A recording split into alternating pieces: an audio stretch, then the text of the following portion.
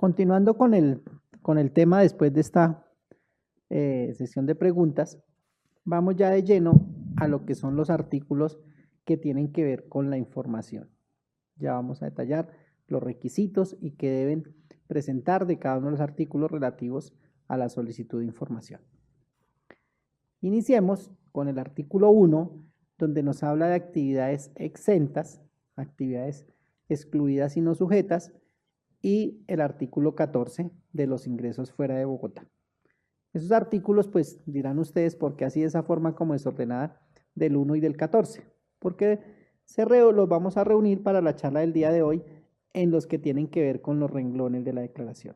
Entonces, estos artículos, el 1 y el 14, el 1 nos habla de los renglones 14 y 15 y el 14 nos habla del renglón 9. Vemos que este formulario para presentación de la información de medios magnéticos es el formulario único nacional. Cuando ustedes están presentando sus declaraciones de industria y comercio de forma virtual, antes de hacer la presentación en bancos, les sale el formulario de 2 hojitas, 2 anexos, un PDF.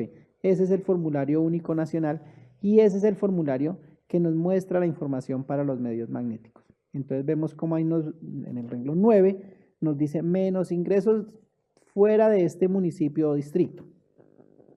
Esa es la información del renglón 9 del artículo 14. Y vemos en el renglón 14, en el renglón 15, que nos habla de menos ingresos por actividades excluidas o no sujetas y otros ingresos. Y el 15, menos ingresos por otras actividades exentas en este municipio o distrito. ¿Sí? Esa es la información que nosotros vamos a reportar en esos renglones, tanto en el 14, 15, 9 de los artículos primero y 14. Vemos cómo en los renglones, en ese formulario amplio, nosotros en el renglón 12 y en el renglón 13 vamos a llevar los valores específicos de lo que son las exportaciones y la venta de activos fijos. ¿Para qué les menciono esto? Porque algunas personas dicen, y en el renglón, en lo que me pide el artículo 1, ¿en dónde llevo la venta de activos fijos? ¿En dónde llevo las exportaciones? Entonces la respuesta es no, el artículo 1 no me está pidiendo información del renglón 12 y 13. Si por equivocación el contribuyente llevó estos renglones al renglón 14, pues allá no va a encontrar cómo reportarlos. Allá no va a haber ninguna parte donde diga exportaciones o venta de activos. Entonces, lo recomendable, corrija su declaración, no tiene sanción. ¿Por qué? Porque no cambia el impuesto. Lleve los valores a donde corresponden, a la sección al renglón de exportaciones o al renglón de venta de activos fijos y retírelo del 14. ¿Por qué? Porque cuando presente los medios magnéticos le puede decir, hay errores en los medios magnéticos, eso sí es sancionable, porque le va a decir la venta de activos no es información del renglón 1, ni las exportaciones, ¿sí? De otra parte, las exportaciones tampoco son ingresos fuera de Bogotá. Muchas personas llevan las exportaciones en ingresos fuera de Bogotá y no, ingresos fuera de Bogotá corresponden a ingresos que se tuvieron en otros municipios y en esos otros municipios tributaron. Entonces tampoco se llevan las exportaciones en ese renglón 9, porque puede ocurrir lo mismo. Lo requieren, le dicen, tiene error su información en medios magnéticos. Otro de los artículos son los ingresos para terceros. Ese ingresos para terceros son el artículo 10º y el artículo 13. El artículo 10º excluye lo que son ingresos para terceros por concepto de arrendamientos y lo lleva a un artículo muy puntual que es el artículo 13. Entonces allí todas las personas que reciban arrendamientos para terceros, sean personas jurídicas, personas naturales, inmobiliarias o aseguradoras, reportarán este artículo 13. Entonces esa es otra clasificación de los artículos, los de ingresos para terceros. Y otra clasificación es la información habitual. Información habitual llamo a la que presentan la mayoría de contribuyentes o mayoría de reportantes, perdón, porque recuerden que esos reportantes pueden ser contribuyentes o no contribuyentes. ¿Qué información? La compra de bienes y servicios, la venta de bienes. Fíjense que en este artículo 3 nos habla de venta de bienes. Entonces muchas personas dicen, ¿dónde reporto mi venta de servicios? Venta de servicios no se requiere, no se solicita reporte. Puede ser que más adelante la administración solicite información de venta de servicios en otra resolución de otro año, pero lo que tiene que ver con el 2020 solo son venta de bienes y no de todos los bienes. En ese artículo nos va a decir quiénes reportan esa venta de bienes. Y los artículos cuarto, quinto y sexto, que hacen relación a las retenciones practicadas y descontadas. El artículo sexto de las descontadas y el artículo cuarto y quinto de las practicadas. La diferencia es que el quinto es puntual de los agentes de retención de tarjeta débito y crédito.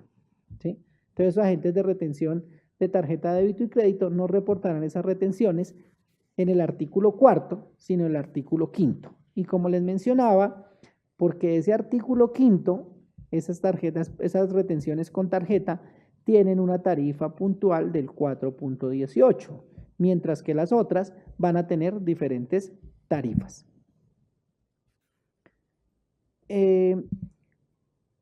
¿Quiénes son obligados a presentar según los montos? Entonces vemos que el artículo 2 y 3 nos habla de unos montos. El artículo 4, 5 y 6 no nos habla de montos. O sea, mirando estos 5 artículos que tenemos acá, vamos a ver que 2 artículos tienen montos y 3 no tienen montos. 4, 5 y 6 no tienen montos, reportan todo, así sea un peso que hayan retenido, lo reportarán. Dentro de las compras y las ventas, sí van a tener unos requisitos. Entonces, en las compras nos dice que personas con ingresos superiores a 3.500 VTs, estamos hablando de 124.624.000. Estos valores sí se miden con la VT del 2020, porque la información corresponde al 2020. Y las ventas con ingresos superiores a 14.000 VTs, aproximadamente 500 millones de pesos. Entonces tienen que tener esos ingresos. Y lo que van a reportar son valores que cumplan esos requisitos, pero que sean iguales o mayores a 140 VTs. Estamos hablando 4.985.000. Recuerden que para el 2019 se hablaba de 5 millones de pesos, ¿sí? Entonces no se confíen en que en el 2019 eran 5 millones de pesos, para el 2020 también 5 millones de pesos. ¿Por qué? Porque ya se dio en VTs y la VT da 4 millones, las 140 VTs, perdón, da 4.985.000. Entonces, tener en cuenta esos valores. Y respecto a las ventas, no son todas las ventas de bienes, sino de 60 actividades puntuales, ¿sí? Entonces, buscarán, si no están dentro de esas actividades puntuales, no reportarán. Ya yendo de lleno y analizando cada uno de los artículos, empecemos con el artículo primero. El artículo primero nos menciona de las actividades excluidas, no sujetas o exenciones. ¿Quiénes deben reportar? Ahí nos dice que personas jurídicas, sociedades, consorcios. Resumen, las personas que hayan declarado impuesto de industria y comercio y tengan información en ese renglón de la declaración, ¿sí? En ese renglón 14 o 15, pues tendrán que presentar este artículo. ¿Por qué? Porque ahí nos menciona el artículo, dice renglón 14 y renglón 15. Si yo no tengo información en esos renglones, pues no reportaré. Siempre y cuando, cumpla de que sus ingresos hayan sido superiores a las 3.500 VTs, 124.624.000. ¿Cómo van a reportar esa información? Dentro de las actividades no sujetas van a haber unos numerales que van a clasificar qué tipo de actividad no sujeta tuve como contribuyente.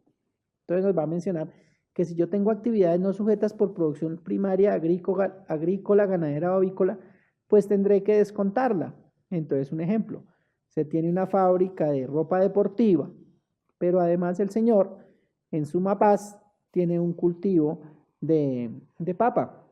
esa actividad pues la incluirá en su declaración, pero será no sujeta y la reportará en medios magnéticos como el numeral 1. Pero si el cultivo de papa no es en Sumapaz, sino en otro municipio, pues esa información no corresponderá a actividad no sujeta, corresponderá a ingresos en otros municipios. Todo lo que lleve aquí como no sujeto es porque se prestó dentro del distrito.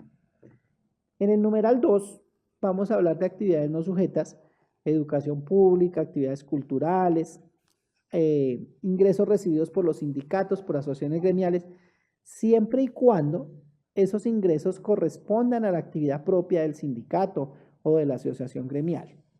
¿Por qué? Porque si es el sindicato el que tiene la fábrica de ropa deportiva, pues esos ingresos por la ropa deportiva, ellos tendrán que pagar el impuesto de industria y comercio y serán contribuyentes, porque ya no es actividad propia del sindicato. Respecto a la salud, cuando hablamos de salud, esa salud tiene que ver con los ingresos que reciben las entidades prestadoras del servicio de salud que se encuentren dentro del plano obligatorio de salud. Estamos hablando de EPS y IPS. Si una persona particular tiene un consultorio, un centro odontológico, un laboratorio de exámenes y hace exámenes a particulares que no están dentro del prestación del servicio de una EPS o una IPS, pues tendrán que declarar impuesto a industria y comercio y pagarlo, y no tendrán deducción por actividad no sujeta. Entonces, si alguna persona, un odontólogo particular, tiene un restaurante, recibe 100 millones por restaurante, 50 por odontología, pues él no podrá colocar esos 50 millones como actividad no sujeta, será una actividad gravada. Dentro del numeral 3, tenemos las actividades propias del objeto social de la propiedad horizontal. Estas actividades corresponden cuando es propiedad horizontal, comercial o mixta. Si no es comercial ni mixta, sino que es residencial, ¿sí? No está obligada a presentar declaración de industria y comercio. Y si no está obligada a presentar declaración de industria y comercio, pues no tendrá renglón de actividades no sujetas y no reportará. El numeral 4, explotación de los juegos de suerte y azar. Aquellas personas que se dedican a la actividad de juegos de suerte y azar, si declaran industria y comercio porque tienen ingresos por otras actividades, entonces digamos, venden comestibles también en los establecimientos, pagan su impuesto, pues todo lo que sea juego de suerte y azar lo llevará como actividad no sujeta en el numeral 4. Y pues tendrán que tener el pago de ese impuesto de juego de suerte y azar de esas actividades que estén descontando en ese renglón. En el numeral 5 tenemos lo que tiene que ver con las donaciones. Esas donaciones corresponden a entidades sin ánimo de lucro, a las ESAL, y tendrán que tener unos requisitos para descontar esas donaciones. Entonces, si la fundación, la ESAL, tiene actividades grabadas con ICA y además recibió una donación, pues la descontará como actividad no sujeta. Pero si el señor tiene un restaurante, un almacén de calzado, y dentro de su declaración dice, no, es que NN me regaló 20 millones y es una donación, no cumple los requisitos para hacer una donación. Tocaría mirar por qué le llegó ese dinero, a causa de qué, ¿sí? Porque él no es una entidad que viva o dentro de su objeto social diga recibir donaciones. Dentro del numeral 6, nos habla de las bases gravables especiales. Y en ese numeral 6 son actividades puntuales, ¿sí? Entonces vemos actividades de leasing, seguros de vida, reaseguros, agencias de empleo, empresas de seguridad privada. Quiere decir que las personas que se descuenten o se descuenten por este ítem, por base gravable especial, dentro de su declaración de industria y comercio, tuvieron que haber declarado impuesto de industria y comercio por alguna de esas actividades. Porque si no declaró por alguna de esas actividades ingresos, pues no va a tener que descontarse base gravable especial. Entonces, por decir, volvemos al cuento del restaurante. yo tengo un restaurante y tengo 100 millones de ingresos y me descuento 20 millones por actividad de seguridad de la 80-20. Pues si yo no declaré la 80-20 ni presto ese tipo de actividad, pues no me podré descontar esa base gravable especial.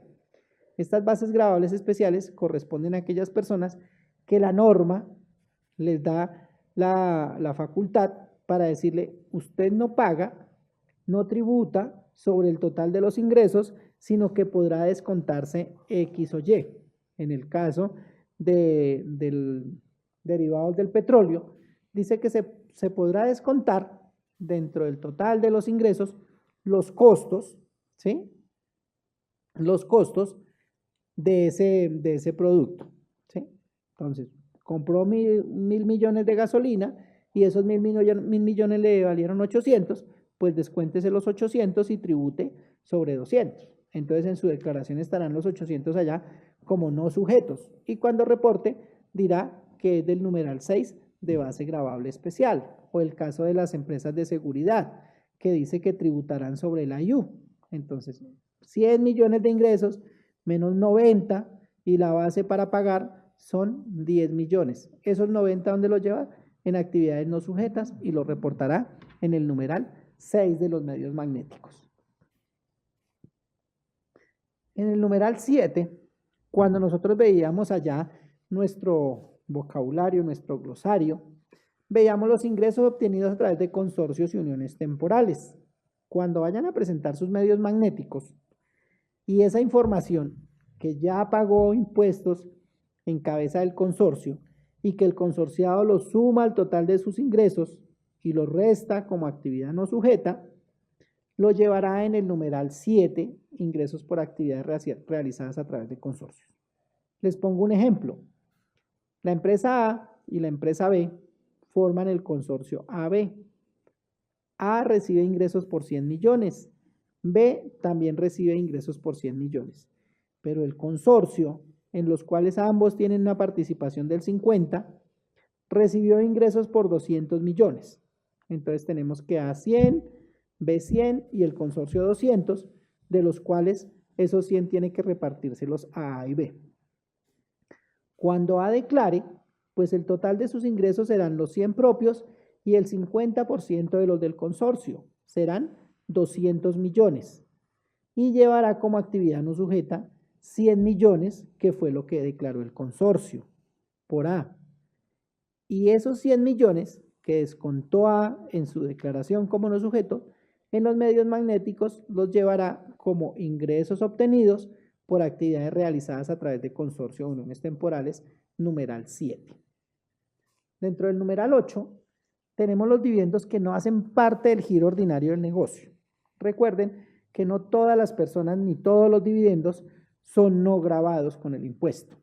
¿Por qué? Porque si la persona en el giro ordinario de sus negocios, el objeto social es compra, venta de acciones, compra y venta de empresas, ¿sí? Está dentro del negocio de los dividendos y estará gravado con el impuesto.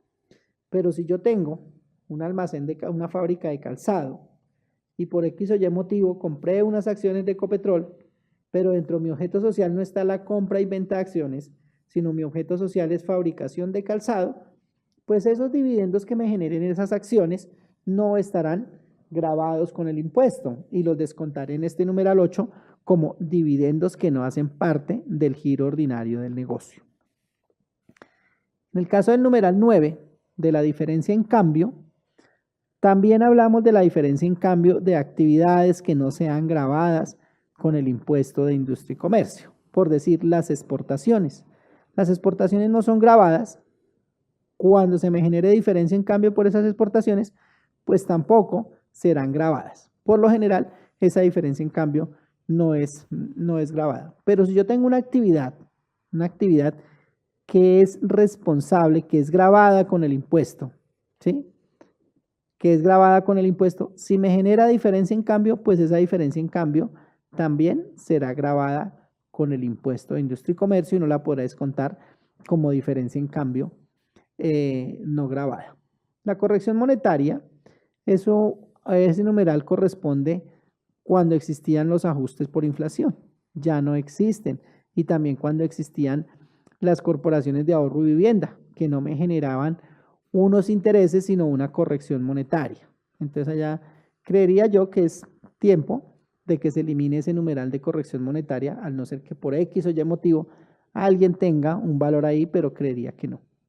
En el numeral 11 tenemos el reintegro de costos y gastos.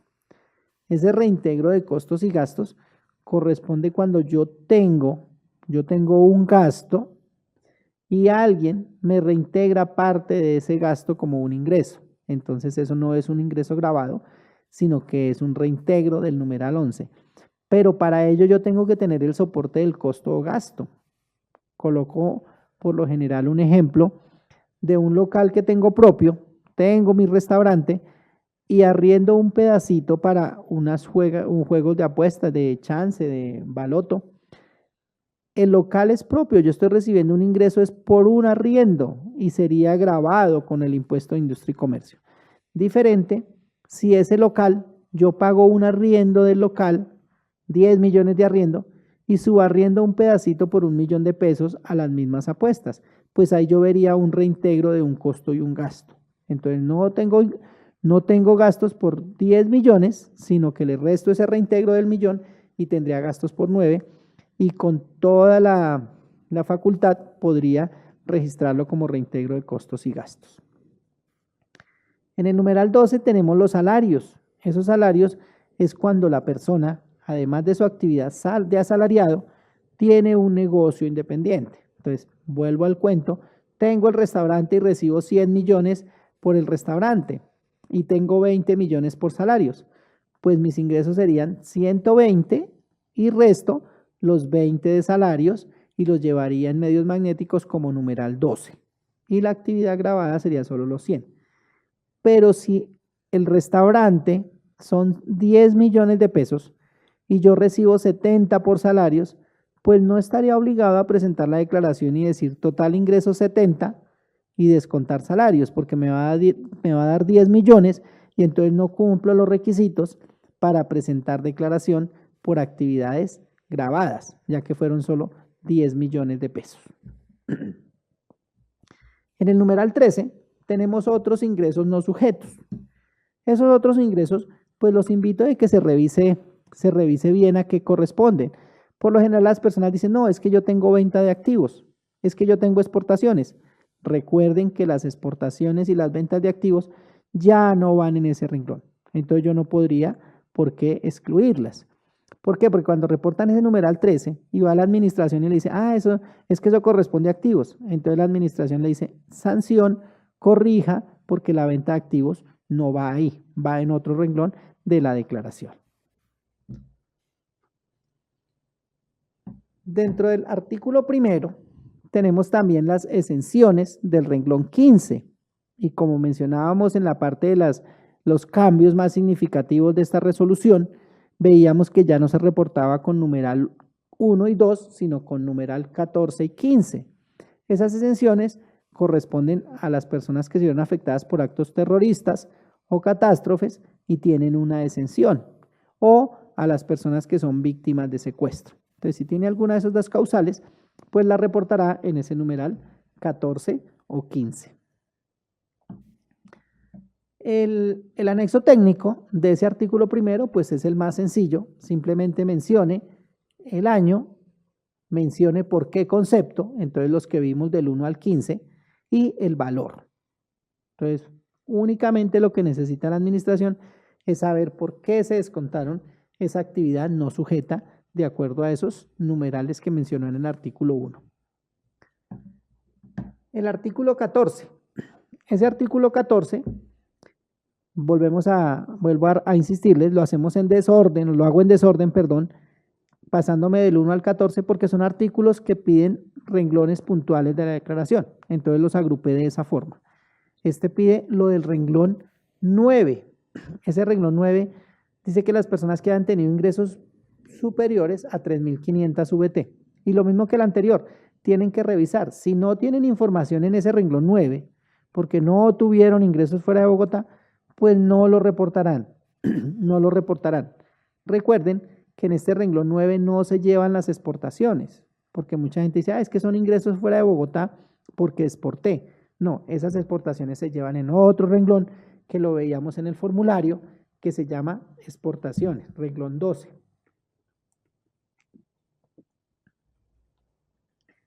De esa información, únicamente van a presentar lo que tenga ese renglón 9, pero de las declaraciones presentadas en Bogotá. ¿Por qué esta aclaración? Porque como ahora el formulario es el formulario único nacional, algunas personas, algunas muy pocas, cogen todo lo que tenga el renglón 9 de todas las declaraciones y lo suman, ¿sí? Entonces, Boyacá tuvo, Chía, en Chía tenía 5 millones de fuera del municipio, en Bogotá 5 millones de fuera del municipio, en Cota 5 millones, entonces reportan 15 millones. Pues ahí no les iría a cuadrar con nada, es solo lo que tengan en las declaraciones, en ese renglón de las declaraciones correspondientes al distrito capital. ¿Qué van a reportar? Dentro de ese artículo 14, ¿sí? Nos menciona dentro del artículo, en el texto, solo nos dice vigencia, valor, municipio y actividad. Pero en el anexo técnico nos menciona código del municipio y código del departamento. Entonces podrán decir las personas, pero dentro del artículo me solicita 4 datos y dentro del anexo técnico 5 datos. ¿Cuál reporto? Entonces la respuesta es reporte lo que dice el anexo técnico. Aunque en la resolución, en el contenido dice municipio, no nos está pidiendo nombre del municipio, sino que no lo discrimina en dos, que es código del municipio y código del departamento de ese municipio. Artículo segundo. Este artículo segundo pues es uno de los más extensos para reportar por parte de los contribuyentes y en el que más dudas hay respecto a qué se considera compra en la ciudad de Bogotá. Como lo veíamos con la resolución 396, se cambia y ya nos habla de 6 literales que nos dicen qué es compra en Bogotá. Entonces, primero que todo, dice que todas las entidades públicas, independiente del monto de sus ingresos. Entonces, no, es que yo soy una entidad pública, yo no recibo ingresos, no interesa. Yo no declaro, no interesa. Tiene que reportar compras de bienes y o servicios. Mire que en este artículo nos habla bien claro, compra, bienes y o servicios, ¿sí? En el artículo de venta ya no nos va a hablar de bienes y o servicios, sino solo de bienes.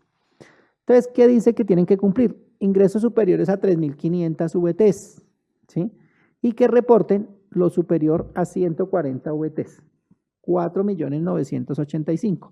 Les reitero, este año ya no hablamos de los 5 millones. Entonces, alguien que diga, no, pero es que el año pasado eran 5 millones, ¿y por qué lo bajaron? Sí, lo bajaron y se detalla en VTs, 4.985.000. Entonces, lo que nos dice el artículo es, ¿qué se entiende por compra de bienes en Bogotá? Entonces, lo primero que dice, la realizada en establecimiento de comercio abierto al público o en puntos de venta ubicados en la jurisdicción de Bogotá. En ese no tiene problema. Yo estoy en Bogotá, o así no esté en Bogotá, voy y hago una compra en un establecimiento en Bogotá. Tengo que reportar esa compra porque la hice en Bogotá. Que yo estoy en Chía y vine y acá compro, tengo una veterinaria y acá vengo y compro los productos. Tengo que reportar esas compras porque las hice en Bogotá. No, pero es que yo los vendo en Chía, no interesa. Yo lo compré en Bogotá. ¿Cuál es el objetivo del artículo? Pues como para que vayan como buscando como se dice popularmente, la comba al palo, para decir qué es lo que reporto. No va a fiscalizar al contribuyente que reporta. Entonces lo que ustedes tienen que reportar es decir, bueno, al que yo voy a reportar en este artículo es porque mirando esa persona responsable del impuesto en Bogotá. Entonces, el ejemplo, ustedes están en Chía, ustedes vienen acá y compran todo lo del producto veterinario, vienen al almacén de veterinaria Bogotá. ¿Será que cuando ustedes vienen acá y hacen una compra en un almacén de veterinaria ubicado en Bogotá, ese contribuyente es responsable por esa compra que usted hace de pagar ICA en Bogotá? Pues la respuesta es sí, claro, él hizo la venta en Bogotá. Entonces, por esa razón, yo digo, tengo que reportarlo. Pero es que yo estoy en Chía. Sí, pero a usted no se le va a hacer nada. Al que se va a seguir es al contribuyente que hizo la venta en Bogotá, por lo cual usted le reporta porque usted le compró en Bogotá. Si usted ve que nada que ver, por decir algo, si ese señor de la veterinaria, usted está en Chía y él le manda a un vendedor a Chía y va y lo visita y le toma el pedido y le entrega el pedido y le dice los valores, pues usted no reporta al señor de la veterinaria porque realmente esa venta o esa compra usted no la hizo en Bogotá, esa compra usted la hizo en Chía. Y siguiendo la norma, el señor sería responsable de esa industria y comercio en Chía porque lo hizo a través de un vendedor. ¿Sí? Entonces, detallar y mirar cuando reporten esta compra de bienes que la persona a la cual se va a reportar es porque es responsable de ese impuesto en la ciudad de Bogotá. En el literal B dice las compras de bienes efectuadas a personas naturales y o jurídicas sin establecimiento de comercio ni punto de venta en Bogotá.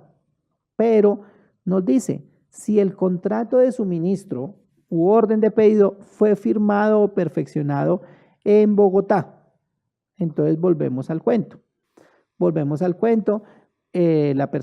Ustedes están acá en Bogotá como compradores, resulta que el señor tiene una venta, volvamos al mismo cuento de la veterinaria, tiene una venta veterinaria en Faca, pero se reunieron acá en Bogotá, él trajo y dice, venga, nos reunimos, yo vendo productos veterinarios, mire, y todo lo hacen en Bogotá y firman el contrato en Bogotá y le despachan la mercancía. ¿A dónde se firmó el contrato? En Bogotá. ¿A dónde hicieron el negocio? En Bogotá. ¿A dónde se hizo la compra? En Bogotá. Tendrá que reportar ese proveedor como que la compra se efectuó en Bogotá. ¿Sí? ¿Por qué? Porque la norma de territorialidad nos dice que donde se acuerde el precio de la cosa vendida, ahí es donde se considera desarrollada la actividad económica. Nos habla, compra de bien efectuada a personas naturales jurídicas teniendo como jurisdicción de realización Bogotá. Entonces, la misma que la anterior, ¿sí? Van, se reúnen, bueno, ¿y dónde definimos que se hizo la negociación? La negociación la definimos que se hizo en Bogotá. Pues esa compra será realizada en Bogotá.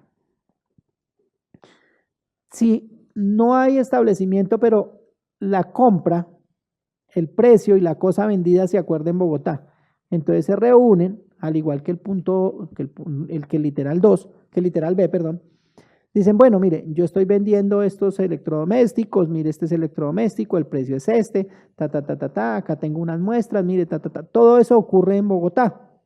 Firma, bueno, listo, despácheme tantos, ¿A dónde se realizó la compra? La compra se realizó en Bogotá.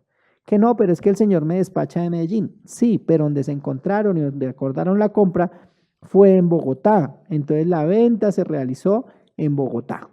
¿Sí? Y deberá reportarlo como la compra se realizó en Bogotá y deberá reportarlo como una compra de la ciudad de Bogotá. Dice que la realizada a través de correo o catálogos. Depende de donde se despache la mercancía. Entonces, volvemos al cuento de la veterinaria, está en Chía y por internet, por catálogo, pide los productos a la veterinaria. La veterinaria le despacha ese producto desde Bogotá. Si fue por catálogo o por correo, ¿sí? O línea de televentas o compra electrónica, es del lugar que se despacha la mercancía. En este caso, si se despachó del de Bogotá, pues la compra fue realizada en Bogotá. Pero pongamos un ejemplo, ya la veterinaria no está en Chía, sino está en Bogotá y hace la compra por televentas o por electrónico o por catálogo y la mercancía se la despachan desde Medellín. Entonces, independientemente de que la veterinaria esté en Bogotá, el que le compró por televentas, al que le compró, perdón, está en Medellín y la mercancía se despacha desde Medellín. Entonces, la veterinaria en este caso no reportaría a esa persona. ¿Por qué? Porque la compra, según lo que dice esta norma, la compra se realizaría en Medellín, que fue de donde se despachó la mercancía. Dice que la realizada a través de sucursales, cuando intervengan agentes o vendedores contratados directa o indirectamente por el proveedor. Entonces, ustedes están acá en Bogotá, tienen su negocio en Bogotá y viene un vendedor, les ofrece el producto, les toma el pedido, les dice ya le despacho, esto vale tanto, su factura son 5 millones, Ese vendedor viene desde Tunja. Pues ¿dónde se hizo la compra? La compra se hizo en Bogotá, porque el proveedor le mandó los vendedores a su establecimiento y él lo visitó en la ciudad de Bogotá. Entonces esa compra se hizo en la ciudad de Bogotá. Todas las compras se van a reportar independientemente de que se haya practicado o no retención en la fuente. No, es que a esa compra no le hice retención, es que no tenía el monto. Independientemente de eso, digamos, hizo 20 compras de 100.000 pesos. Ninguna tenía retención, pero cuando las acumule, cumplen el tope de los 4 millones algo. Y otras sí tuvieron retención. Reporta todas, ¿sí? Las que tuvieron como las que no tuvieron retención. En las compras de servicios son las que se desarrollen en la jurisdicción de Bogotá, las que se prestaron en Bogotá, independientemente del lugar de contratación. Contrataron un servicio de aseo para hacer el aseo de las oficinas y las oficinas están en Bogotá. El servicio lo contrataron en Medellín o en Tunja o en Barranquilla, pero las oficinas están en Bogotá. ¿En dónde se presta el servicio? En Bogotá. O viceversa, ustedes contratan aquí en Bogotá a una persona para que haga el aseo, pero el aseo lo va a hacer en Medellín. Pues entonces el servicio no es de Bogotá, es de Medellín, porque allá fue donde se prestó el servicio. Dice, no se tendrán compras en Bogotá las importaciones directas o indirectas por la persona que reporta. Si yo tengo importaciones, las importaciones no son compras. Volviendo a lo que les decía al comienzo, si yo importo algo desde, no sé, desde Corea, ¿será que esa señora que me envió la mercancía desde Corea es responsable de industria y comercio en Bogotá? Nunca habrá venido a Bogotá ni conoce Bogotá. Entonces, ¿por qué lo reportaría? Son importaciones, no tienen que reportarse. Pero en el caso de aduanas, ¿sí? En el caso de aduanas, en las zonas francas, las zonas francas sí reportan si yo hago una compra en zona franca. ¿Por qué? Porque ellos son exentos de ese impuesto siempre y cuando esa mercancía sea para exportar. Pero si la venden aquí al interior, está grabada con el impuesto. Entonces yo estaría en la obligación de reportarlo. Esta aplica para las aseguradoras que dicen no se reportarán compra por pago de siniestro de bienes. Anteriormente las aseguradoras, cuando pagaban un siniestro, reportaban, ¿sí? Reportaban como una compra. Entonces no se deben reportar ya que no es un ingreso que genere industria y comercio. Esta ya pues una forma gráfica. ¿Qué se entiende en compras en Bogotá? Pues muy sencillo, si está el establecimiento y está en Bogotá, son compras en Bogotá. Si se hace por un vendedor, yo estoy en alguna de las localidades de Bogotá y llega un vendedor de mi proveedor y me ofrece el producto, pues es una compra en la ciudad de Bogotá. Si llega y se firma el contrato, la orden de compra o el pedido, o se acuerda la cosa y el precio, la cosa o el precio de lo que se va a comprar, entonces se considera compra de bienes en Bogotá. Si es por catálogos o por teléfono o por internet, se considera compra en Bogotá siempre y cuando la mercancía se despache desde Bogotá, porque la norma dice que el lugar de donde se despache la mercancía. Entonces, si se despacha a Bogotá, se considera compra realizada en la ciudad de Bogotá. Hay otros responsables dentro de presentar esa información y esos responsables son los consorcios, los fideicomisos, contratos de mandato, las cuentas conjuntas o cuentas en participación. En cada uno de ellos habrá un responsable. En el caso de los consorcios, el que expida la factura. En el caso de la sociedad fiduciaria, el que administre. En el mandato, el que actúa como mandatario. En las cuentas conjuntas, el operador o quien haga sus veces. Y en las cuentas en participación, el socio partícipe o gestor del contrato. ¿Qué deben reportar en ese artículo 2? Vigencia, tipo de documento. Como les mencionaba, ya vemos cómo en ese tipo de documento aparece en la última línea la palabra NITE. Personas jurídicas extranjeras sin identificación tributaria, ¿sí? Ahí vamos a reportar el tipo NITE y se reportará con 444 444 000. El número del documento, la razón social, dirección de notificación, teléfono, mail, código del municipio, código del departamento, concepto del pago. Entonces nos dice que si son servicios, son bienes, o si son ambos, bienes y servicios, o si son compras realizadas para terceros. El valor de la compra anual y el valor de las devoluciones. Eso tendríamos en ese artículo segundo. De esta forma nos quedaría ese artículo segundo, las columnas, la vigencia, ¿sí? Tenemos el tipo de documento, el documento, nombre, dirección. Recuerden que no debe llevar puntos ni comas. Y si en alguna de esas casillas, en las que son numéricas, no hay información, escribimos 0. Y las que son alfabéticas escribiríamos NA, sin puntos ni nada, solo la N y la A. Pero los datos básicos del contribuyente no los podemos rellenar con NA, por decir la dirección y escribir NA, no, porque es obligación del que compra tener los datos de su proveedor, tener el RUT o la factura de ese proveedor y ahí tenemos la dirección. En el caso del teléfono, sí podríamos escribir 0, porque no tenemos teléfono, no es obligación de que la persona tenga teléfono. Y en el caso de los valores, digamos, si nosotros vamos a reportar a alguien, escribimos valor de la compra 0, valor de la devolución 0, pues no se debe reportar de esa forma porque no cumple los requisitos, no estaría dentro de los valores. O llegar a decir en el caso del código del municipio, como es alfabético, escribir NA, pues tampoco, porque yo debo conocer el municipio y el departamento de ese proveedor. El artículo tercero, en la información de venta de bienes. Fíjense que este artículo no nos habla de servicios, solo de bienes.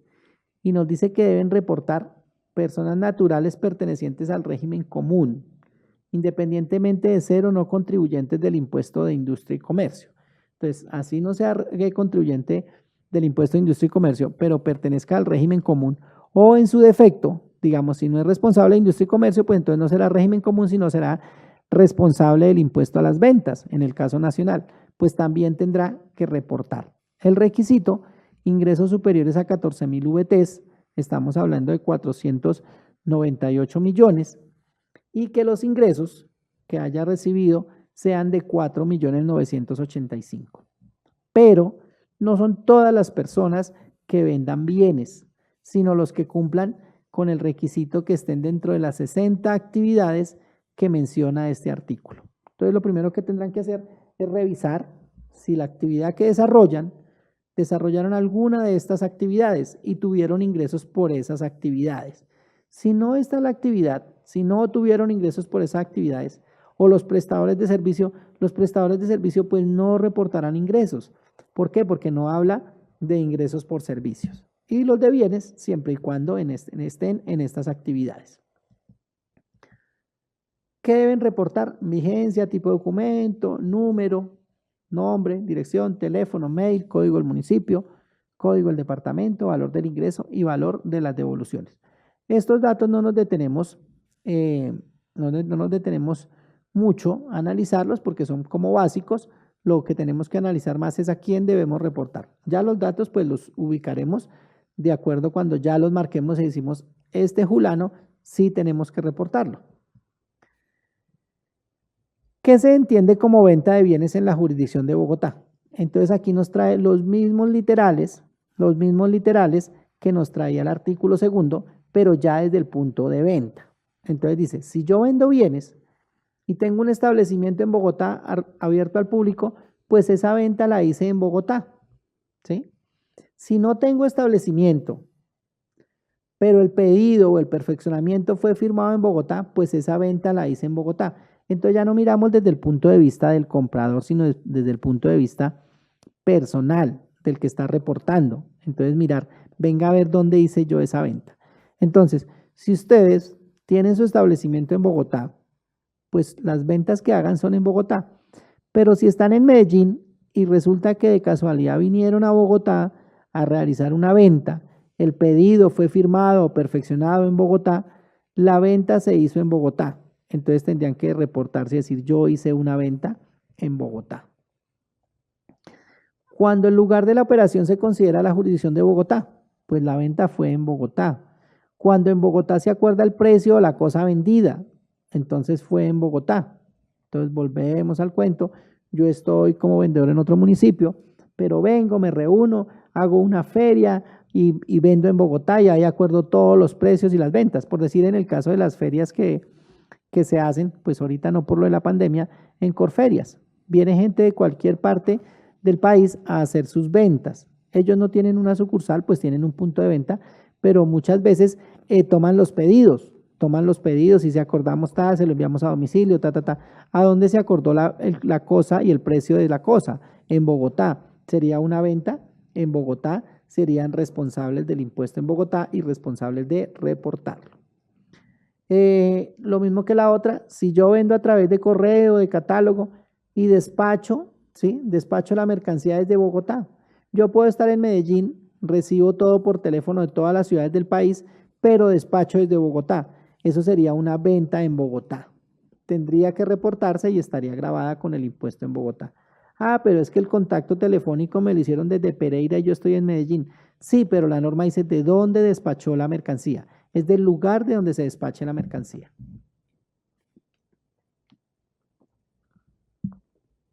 Si yo envío, yo estoy en otra ciudad como vendedor y tengo vendedores en Bogotá, envío a los vendedores a Bogotá a que hagan la visita, a que tomen el pedido, a que acuerden los precios. Esa venta se considera realizada en Bogotá, entonces tendría que reportarla, ¿sí? Tendría que reportarla. Y todos, al igual que el anterior, no importa donde se haya hecho la retención o no. Si hubo o no hubo retención, tengo que reportar. Y no se consideran ventas las exportaciones. Recuerden que las exportaciones pues no están grabadas con el impuesto de industria y comercio, por lo cual no las reportaría. ¿Quiénes reportan? Esto ya lo habíamos visto en el artículo segundo. Los mismos que reportan el artículo segundo, los mismos responsables de ese artículo segundo, en unos casos específicos, son los mismos responsables de este artículo tercero. ¿Quiénes no reportan? ¿Quiénes no reportan? Las estaciones de servicio, los almacenes de cadena, el sector financiero, las grandes superficies, las empresas de servicios públicos y privados, restaurantes, moteles, hoteles, discoteca, todo el comercio al por menor y empresas de transporte terrestre y aéreo. Dentro de ese artículo dice los servicios que se presten directamente al consumidor final. Ahí me parece que ahí sobra. ¿Por qué? Porque no puede hablar de servicios, ya que este artículo solo nos habla de venta de bienes. Entonces sobraría decir, no se reportan los servicios que se presten directamente al consumidor final. Lo mismo cuando menciona el sector financiero. Por lo general el sector financiero no vende bienes, ¿sí? Vende servicios. Pero si en caso de llegar a tener venta de bienes, pues no reportaría. De las otras empresas, digamos, almacenes de cadena y el comercio al por menor, no reportan. ¿Por qué? Porque lo que se busca con este artículo, ¿sí? Más que decirle al contribuyente, usted hizo ventas en Bogotá, es mirar esos productos que vende al por mayor, a quién se los vende, porque esa persona que está comprando esos productos al por mayor, pues los va a utilizar para hacer ventas y también sería responsable del impuesto de industria y comercio.